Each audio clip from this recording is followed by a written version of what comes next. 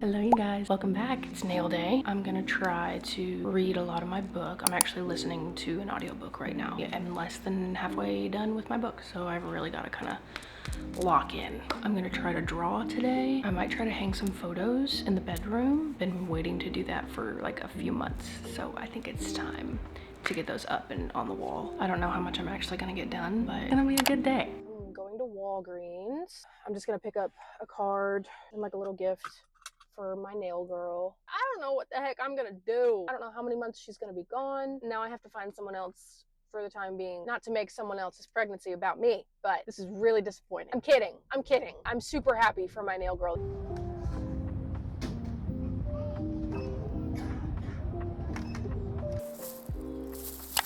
So I just got home. These are the nails we are obsessed. They're gorgeous. I did get to read or listen to quite a bit of my book, which was awesome. I still have like 9 hours left in the book, I think, which is crazy because I'm halfway done with it. So now I'm sitting down and I've been working on a drawing. I've been trying to draw the same portrait. I haven't drawn in a very long time. It's been very difficult for me because I am out of practice, and so I'm bad at it right now, and I hate being bad. I've been trying to draw the same portrait for like an hour, a couple nights a week, trying to focus on not making it good, what I can learn from each piece, because I have a lot to reteach myself and to relearn. An annoying phase to be in, but I started this portrait earlier, did not get very far into it. I'm still like in the really loose blocking stage. This is where we got. I typically don't do digital format. I do typically prefer like a physical format, especially since like my goal is to eventually transition these skills into like painting of some kind, like oil painting. I know that oil painting is really hard. At least my like limited experience in it back in college was really hard. And it's even harder when you don't have these like foundational skills. In my experience, I've done. What? Did you see that? Anyways, so at this stage, I'm just really roughly blocking in like general shapes, and this is where I'm putting down proportions. With this one, I'm already kind of seeing like what I need to fix. That brow bone looks like it's in a good point. Something about this feels a little off. I think his neck needs to be bigger too. And then the whole like shape of his jaw and cheekbone is kind of off. And I'm just comparing the lines. I almost feel like it's too big. Cause like the negative shape here. Yeah, I think I need to rework a lot of this actually. I mean, that line of the neck is almost like straight up and down. I think the forehead's the wrong shape too. This is also just like a really difficult angle and perspective. And the head is tilted. Those lines of perspective are a bit off. So typically top of the forehead to the brow bone is a third, top of the brow bone to the nose is a third, and then the nose to the chin is a third. But since the head is tilted backwards in space, it's kind of shifting those lines a little bit. Plus we're at like a downward looking up diagonal angle. So it's just kind of, it's not an easy angle to work with, so I don't know why I chose this, if I'm being completely honest. And I'm just making these all just really big, really loose, because I want this to feel really flexible. So his cheekbone's coming down, his cheekbone scoops in right to where the ear is at. And honestly, the hair might be throwing me off too. So the ear is here, cheekbone is scooping. And honestly, I'm probably worried too much. I need to like zoom out a little bit actually. Am I happy with where, I think I was happy with where that brow bone was. I'm just gonna check to see if where these are at is correct. So the bottom of the ear could actually come down a little bit. Okay, so now that I'm happy with like this almost a silhouette, I can go ahead and start blocking in where his facial features go.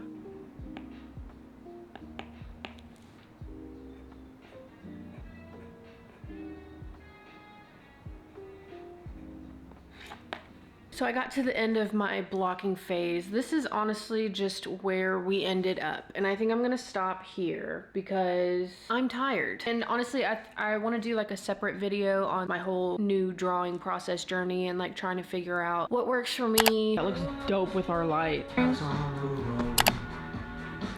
Like, that's fire! Which one is that? Is that the guitarist? Not him. The guitarist. Yeah.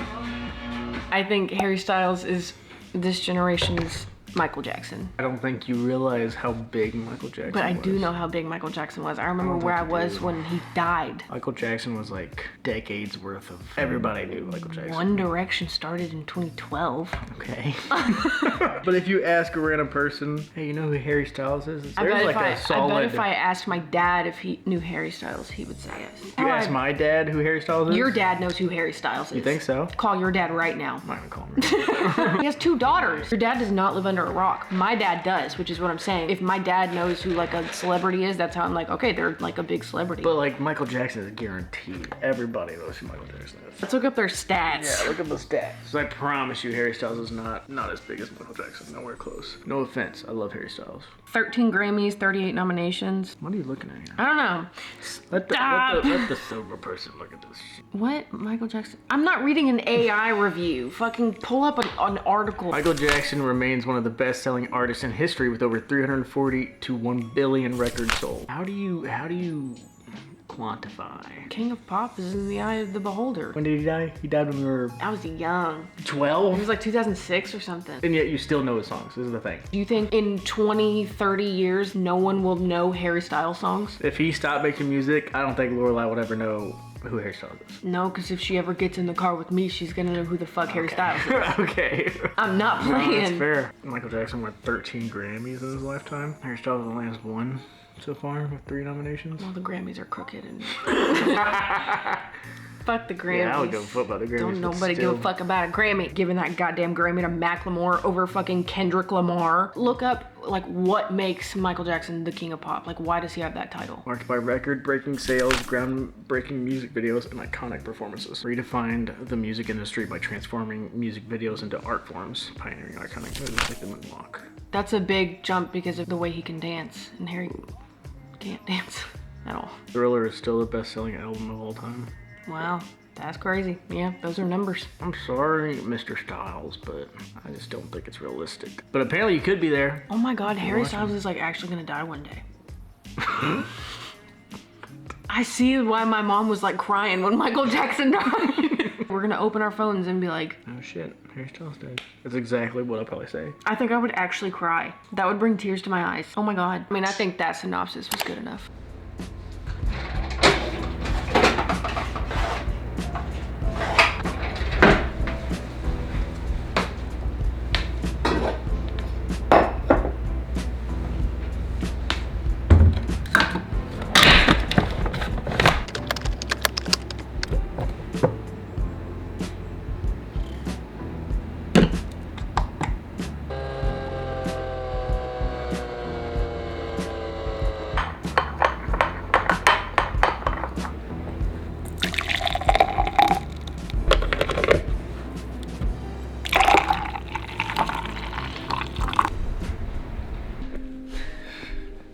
You need a haircut so bad. You want to cut it? No. Yeah, remember the last time I cut your hair? How I ended up crying, your ear was like bleeding. I don't know why you want me to do it again. I didn't, and I hated every second of it, and I told you I would never do it again. Well, she's being good. Now she's about to be bad. I saw a video of you with like a haircut this year. And I was like, damn, he's attractive. Yeah, I said, wow, I really missed that. Yeah. Hey guys, welcome to the channel. We're gonna go get breakfast and see where the day takes us. Bye. What a platter. Am I right?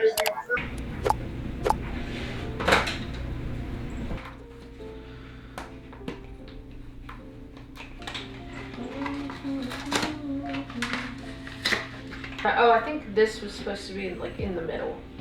That's This little one, yeah. Who chose this dark ass color? That's what I'm saying. I did, because it's pretty. Here, I'll turn the show on. IMAX. Oh, look, look at those birds. IMAX 3D. This was like kind of here. As long as the distance here is the same, I think it's fine. Lift it up just a wee bit, please. That's good. What do you think, audience? Does that look good? What do you mean?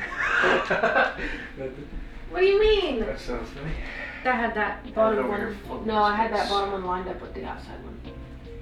I didn't say that right, but I had the bottom one lined up with this one. The only thing I think I'm seeing is that that picture is going to be very tight up there, but it'll work. I think it looks good. I think you turned on yourself so fast just because it's but I think you're good. No, you're right. No, there's enough. Look, there's like 9 inches above that picture, and that only it's only got like That's fair. 2 or 3 above it. And honestly, if it's not like in the center of the wall, it's not that big of a deal. Is that not lined up? Yes, it is. So you're saying that because you're taller. I have to crouch down. This is why I don't do this. Give it pop.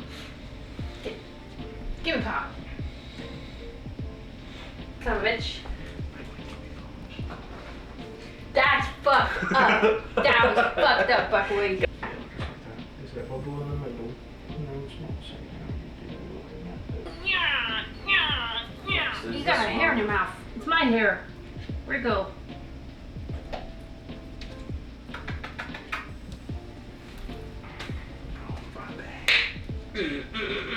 I love you, Stan. I guess we could do the. I had you. Do you need to climb on my back? Nor. You need to make sure you're against it. Probably add some more right there. You did a good job. Thanks. Thank you.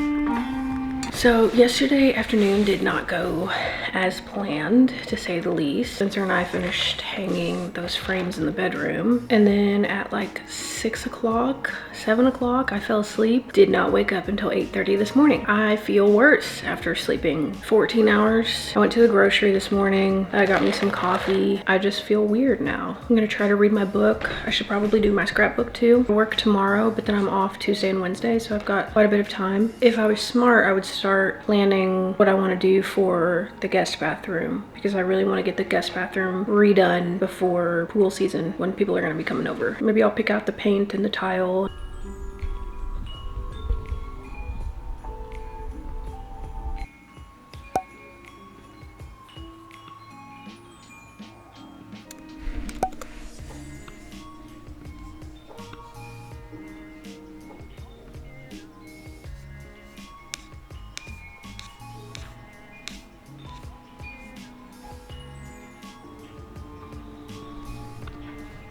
Went to At Home. I got a bunch of stuff. Well, I got some stuff. Let's do a little haul. Starting off with the small stuff. Hi, baby. Hi. I just got 2 pillows because I have covers that I've been meaning to put on them to go with the other 2 that are currently on the couch. Also got a couple of things for behind the couch. They're not like very heavy, but I'm gonna try to use them kind of as like little bookends. It's literally just a hollow book. Spencer built a little pop-up outlet for behind the couch. And so we've just kind of been leaving our cords there, and it's just kind of not the vibe. So we can store our cords in it. Very excited about that. A new fake plant, no! A new fake plant for behind the couch. I have a little cat that's crazy and loves to bite and chew and destroy everything. I can't have real plants in the house. Also, I just kill all my plants. Don't chew on this. We're gonna try to put this bad boy together. I'm choosing to do it inside versus outside because it's honestly kind of warm outside. And I know I would get sweaty if I did it outside.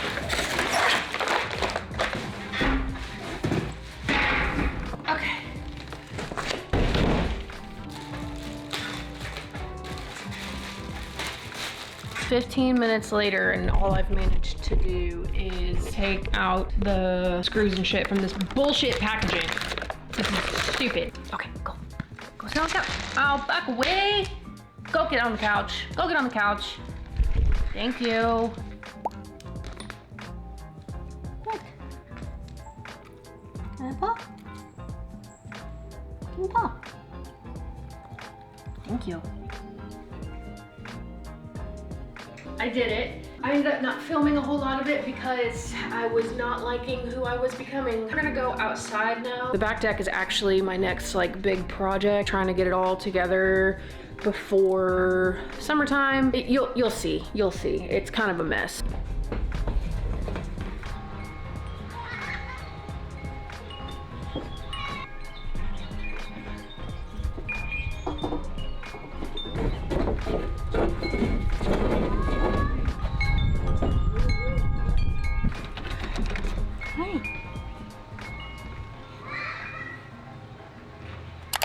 I did finally finish my book. For those of you who don't know, the Ballad of Songbirds and Snakes came out in like 2021, I think. It is a prequel based on Cornelius Snow when he was a teenager. It's the morning of the reaping that will kick off the 10th annual Hunger Games. In the capital, 18-year-old Coriolanus Snow is preparing for his one shot at glory as a mentor in the games. The once mighty House of Snow has fallen on hard times, its fate hanging on to the slender chance that Coriolanus will be able to outcharm, outwit, and outmaneuver his fellow students to mentor the winning tribute. He's been given the humiliating assignment of mentoring the female tribute from District 12, the lowest of the low. Their fates are now completely intertwined. Every choice Coriolanus makes could lead to favor or failure, triumph or ruin. Inside the arena, it will be a fight to the death. Outside the arena, Coriolanus starts to feel for his doomed tribute and must weigh his need to follow the rules against his desire to survive, no matter what it takes. I'll start off by saying I watched the movie last year. I don't say this very often, but I am kind of glad that I watched the movie first because I think it kind of helped me along in the book, because the book was very long and the pacing was like a bit off for me. I know that there's people who are saying that the movie would have been a lot better had there been like internal dialogue, which I definitely agree with, but as far as like just the book goes, I enjoy a villain origin story, but that man was just evil the whole way through. You are able to at least kind of see and understand like why he has such a distrust for the tributes, and you're able to kind of at least see his point of view on why he thinks that the Hunger Games are necessary, which obviously just kind of builds and builds and builds. But it started on like his trauma from a very young age growing up in a war. You want to kind of maybe possibly feel bad for him, and then by the end of it you're like, holy shit. His internal monologue really is just crazy, especially when he's interacting with Sejanus, saying one thing and then in the first like probably half of the book, and so he's navigating this world with a lot to lose. It was very interesting to like see how he views District 12 like from a capital perspective. It made it so interesting to me that he did like fall in love with Lucy Gray, which I don't know if he really did fall in love with her at all, because I think that man is evil and he doesn't have a heart, but you know, whatever. All that being said, it did just kind of drag a little bit. Like if I didn't already know what was coming next, having already seen the movie, I don't know if I would have finished it. It was I listened to the audiobook and it was like 18 or 19 hours, which isn't anything like outrageous or like unheard of, but that's a long time for things to feel like a little repetitive. This book is definitely not something that I would consider a villain origin story. You figure out why he became evil. He was always evil. That is an evil man. It's more of just like this is where his spiral started and this is where it ended. Just when you think he might kind of have any kind of crumb of humanity, he's just bound and determined to be a terrible person. Half the time I was like, why do you even like Lucy Gray? Why do you like her? I know why I like her. Why do you like her? She's not for you. Hi, baby. I think my favorite part was being able to kind of tie the connections between everything to come in the future. Lucy Gray and the Covey, District 12, like history. She's obviously very heavily intertwined with Lenore Dove. Getting to see how that has influenced Katniss all the way in the future. Because I really, really love that something that Lucy Gray created had been passed down and survived even in the end of Snow's reign when he wanted her to just disappear so badly. I didn't love the book. I probably won't ever read it again. Definitely not my favorite. But I am glad that I finally read it. Obviously with Sunrise on the Reaping, I knew that there was a lot that I was like missing, mostly with like background lore of the Covey. I know there's a lot of opinions on like the open-endedness of like the end of Lucy Gray's story, but I kind of like it. I love that she gets to be a mystery and she got away from that evil blonde man and her beautiful songs will live on. So anyways, the book version of President Snow is just yuck. But the movie version is definitely like a hear me out, I can save him. I can fix him. Not me. I don't know who said that, but not me. But I get where that comes from. Honestly, I liked him better with his hair than the buzz cut. Overall, I would give it probably 3 stars, 3.5 stars. It just wasn't for me. Right. Tell me. I just finished. Nice, perfect. What'd you feel?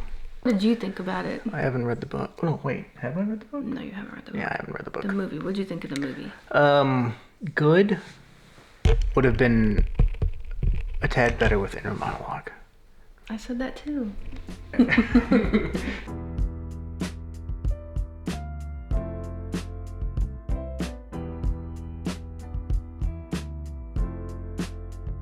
Because I have nothing else to do today, honestly. I might try to really hack away at editing some of my video.